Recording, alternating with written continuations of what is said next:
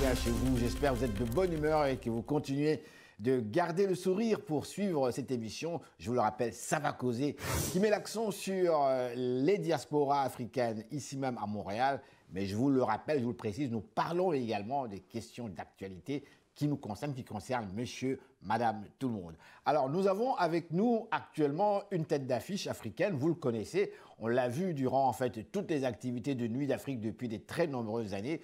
Je pense que dernièrement, il avait fait un voyage sur le continent africain, je pense bien. Il y avait un gros festival en Côte d'Ivoire. Enfin, on va lui parler tout de suite.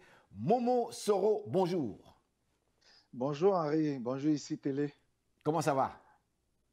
Ça va très bien. Confinement oblige, mais il faut se récréer. Là, Donc, là, vous êtes chez vous, dans votre studio, dans votre milieu naturel. Oui, évidemment, il fallait trouver une solution, il fallait trouver des façons de faire. Ben, mon salon est devenu un studio d'enregistrement du jour au lendemain. Et j'en ai vraiment, j'en ai la niaque. Je suis ravi. On va revenir à vous pour le public. En fait, le grand public montréalais vous connaît déjà. On vous a vu depuis de très nombreuses années durant les festivals Nuit d'Afrique. Et en fait, vous avez produit plusieurs groupes à Montréal, disons comme tel. Comment ça se passe pour vous durant cette période de confinement? Mais avant même que vous répondiez à cette question, j'aime bien poser la même question classique, même si on se connaît depuis très très longtemps. Au fait, qui est Momo Soro? Qui êtes-vous exactement? Ben, Momo Soro est un musicien, un batteur depuis autant de temps.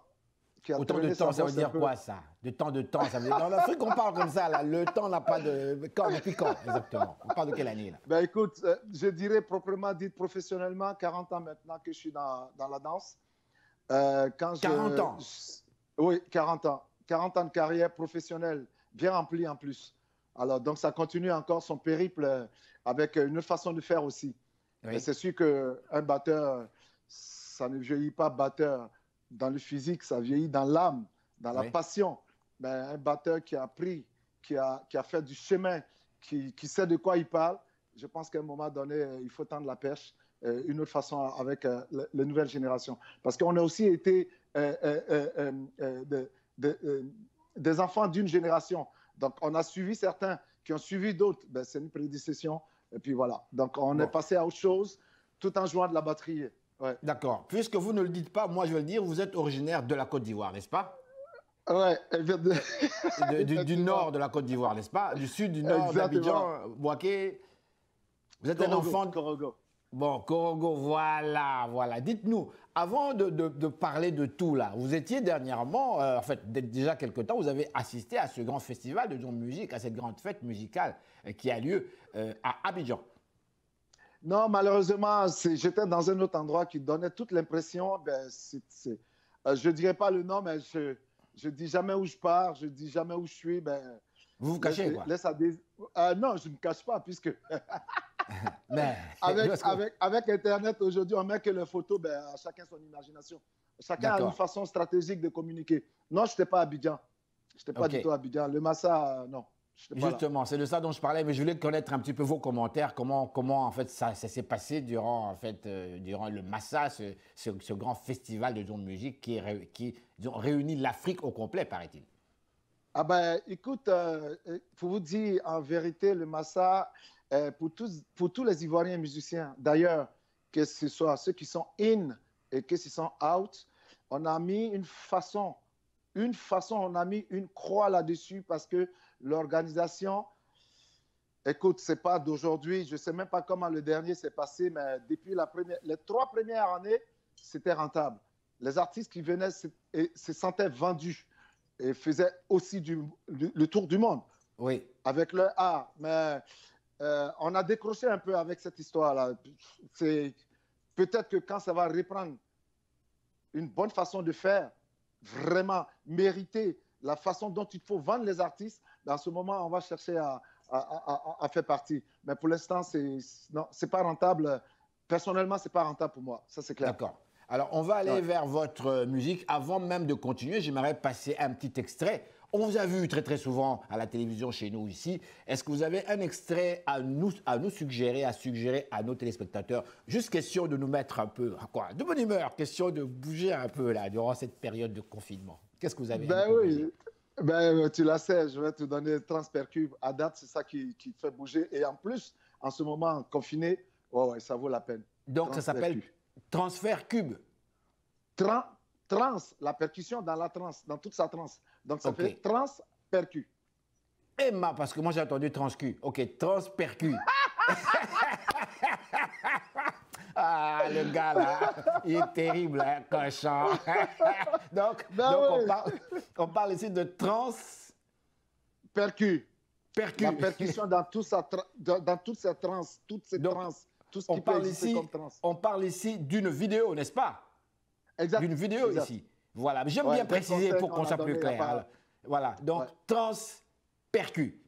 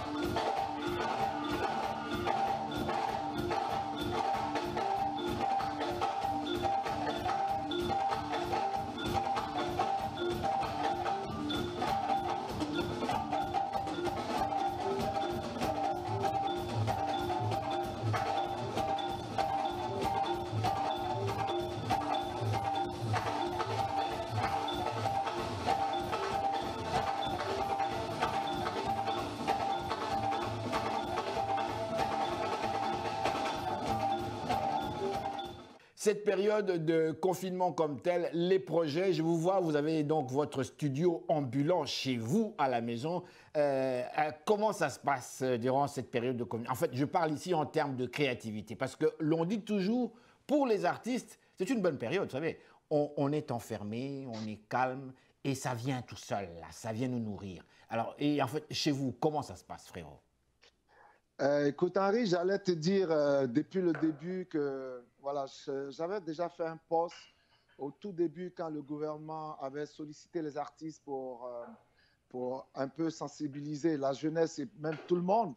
D'ailleurs, c'est dans ces cas aussi qu'on voit aussi l'importance des artistes. Je ne dis pas qu'on n'a pas d'importance dans le quotidien, parce que les gens qui se réveillent avec la musique, qui dorment avec la musique, qui en font beaucoup de leur thérapie, ben, on est toujours là. Donc, en ce moment-là, j'avais fait un post démontrer qu'il fallait se recréer, se réinventer.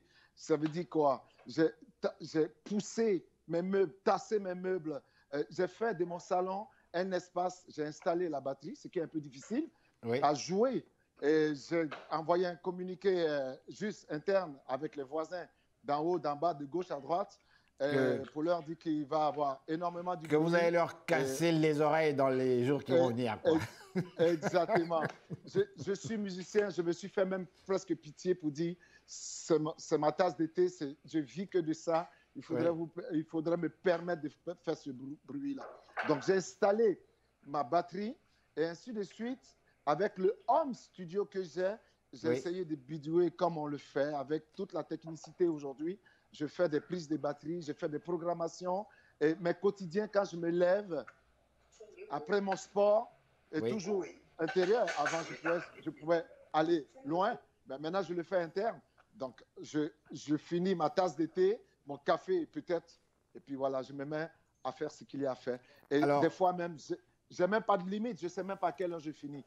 Voilà. Momo Soro, le temps passe tellement vite, vous le savez, à la télévision. On va aller vers un autre extrait parce que l'idée à l'émission aujourd'hui, on m'a tellement reproché, Henri, il ne faut pas nous parler du coronavirus. On entend ça tout le temps. Oui, mais d'accord, mais on est pris avec le coronavirus. Alors bon, je ne vous pose pas la question sur le coronavirus puisqu'on va terminer notre interview. Juste question de se laisser avec cette chaleur tropicale que nous avons, avec ce sourire qui reflète en vous actuellement. Je vous demanderai, s'il vous plaît, de nous proposer un autre dernier extrait musical.